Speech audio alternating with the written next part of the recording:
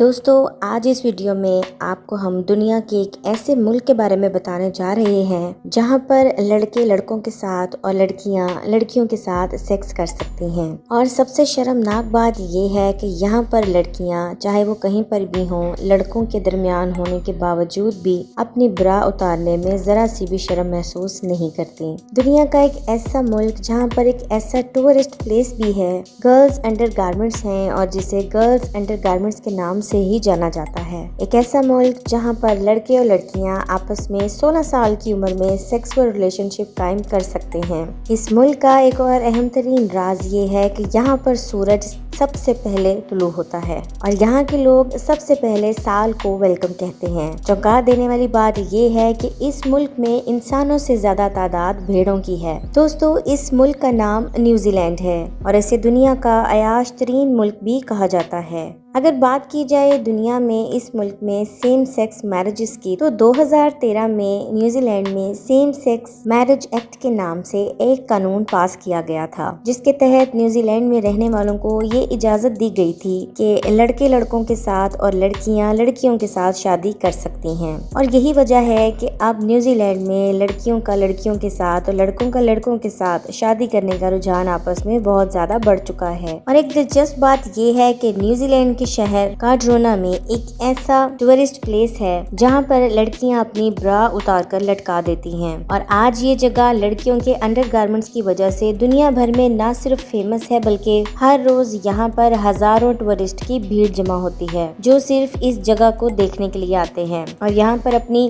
تصاویر کلک کرواتے ہیں، اور کلیکشن کے لیے لڑکیاں اور عورتیں اپنی برا اتار کر یہاں پر چھوڑ جاتی ہیں۔ کہا جاتا ہے کچھ سال قبل یہ جگہ اس وقت سرخیوں میں آئی جب شہر میں نیو ایئر پارٹی کرنے کے بعد 4 لڑکیاں واپس آ رہی تھیں، تب انہوں نے اپنی برا اتار کر ایک لوہے کے کھمبے پر باندھ دی تھی، جس کے بعد یہاں پر برا کی ایک لمبی قطار لگنی شروع ہو گئی۔ پھر آہستہ آہستہ یہاں پر برا کی تعداد بڑھنے لگی اور اس وقت یہاں پر برا کی تعداد اتنی بڑھ گئی ہے کہ اس جگہ کو دیکھنے کے لیے لوگوں کی بھیڑ لگنے لگی ہے، اور اب اس جگہ کو ایک ٹورسٹ ڈیسٹینیشن کے طور پر دیکھا جاتا ہے۔ اور اب اس جگہ کی ایک اہم بات یہ ہے کہ اس جگہ میں دنیا بھر کی برائیں ٹنگ چکی ہیں۔ دوستو نیوزی لینڈ کی لڑکیوں کے بارے میں یہ بات بھی مشہور ہے کہ یہاں کی لڑکیاں زیادہ شرمیلی نہیں ہوتی بلکہ بہت زیادہ بولڈ ہوتی ہیں، اور اس بات کا اندازہ آپ ان کی برا اتارنے والی بات سے بھی لگا سکتے ہیں۔ اس کے علاوہ ان کو بیچز پر موج مستی کرتے دیکھ کر آپ دنگ رہ جائیں گے۔ حیران کن بات یہ ہے کہ نیوزی لینڈ میں 16 سال کی عمر کے بچوں کو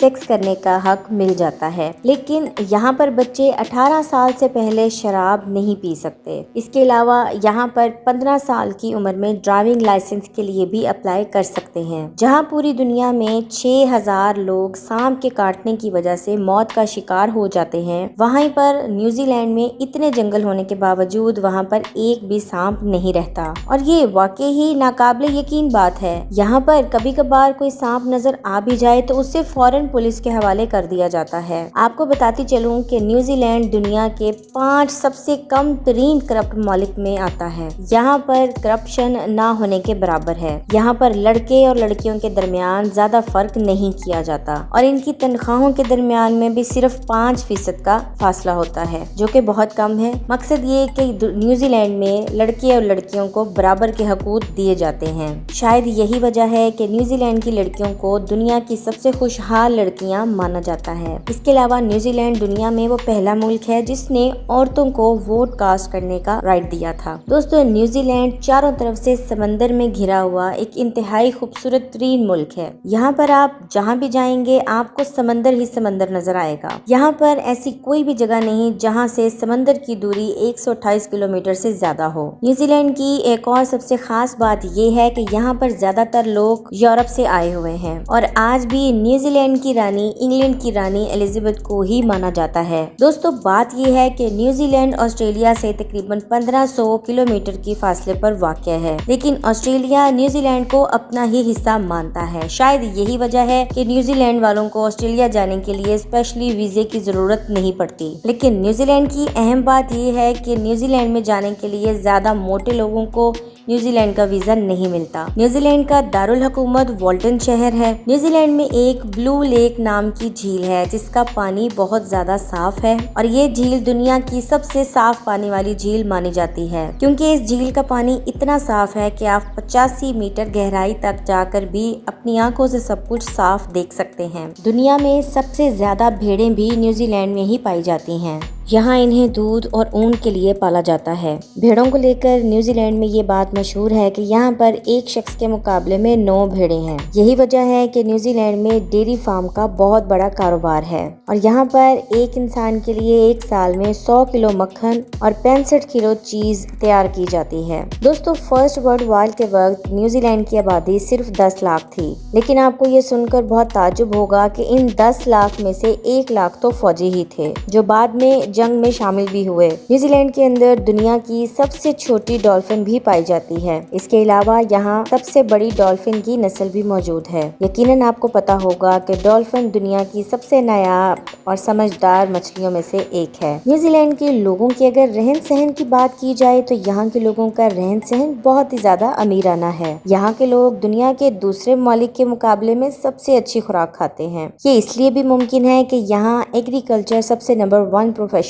سمجھا جاتا ہے۔ لوگ اپنی زمینوں پر اناج سے لے کر پھول اور سبزیوں تک اگاتے ہیں۔ دوستو، نیوزی لینڈ کے لوگوں کو رگبی کھیل بہت زیادہ پسند ہے اور یہ ان کا پروفیشنل کھیل بھی مانا جاتا ہے۔ اس کے علاوہ اگر نیوزی لینڈ میں آپ اپنا کوئی بزنس سٹارٹ کرنا چاہتے ہیں تو ایک ہی دن میں تمام پیپر ورک کمپلیٹ ہو جاتا ہے۔ مینس جب آپ کام کرنا چاہ رہے ہیں تو ودن 24 آورز آپ اپنا کام سٹارٹ کر سکتے ہیں۔ نیوزی لینڈ کی ایک اور اہم ترین بات یہ بھی ہے کہ نیوزی لینڈ کو ورلڈ آف کارز بھی کہا جاتا ہے۔ ایسا اس لیے بھی ہے کہ یہاں کی کل آبادی 48 لاکھ ہے، لیکن 32 لاکھ سے زائد لوگوں کے پاس اپنی کاریں موجود ہیں، جن میں سے 5 لاکھ لوگوں کے پاس 2 یا اس سے بھی زیادہ کاریں موجود ہیں۔ دوستو، نیوزی لینڈ ان ملکوں میں سے ایک ہے جہاں پر ایسٹر، کرسمس اور گڈ فرائیڈے جیسے فیسٹیولز پر کسی بھی قسم کی ایڈورٹیزمنٹ نہیں کی جاتی۔ کوئی بھی یہاں مذہب کے نام پر اپنی دکان نہیں چلا سکتا۔ اس کے علاوہ نیوزی لینڈ میں بہت سے ایسے بیچ ہیں جہاں پر سرفنگ کی جا سکتی ہے۔ یہاں پر سرفنگ کرنے کو بہت زیادہ اچھا سمجھا جاتا ہے، حالانکہ یہ ایک خطرناک ترین کھیل ہے۔ دوستو، ماؤنٹ ایوریسٹ پہاڑ کی چوٹی کے بارے میں تو آپ سب نے سنا ہوگا، لیکن آپ کو بتاتی چلوں کہ نیوزی لینڈ کے سر آلمنڈ ہلوے نے اس چوٹی پر سب سے پہلے چڑھائی کی تھی۔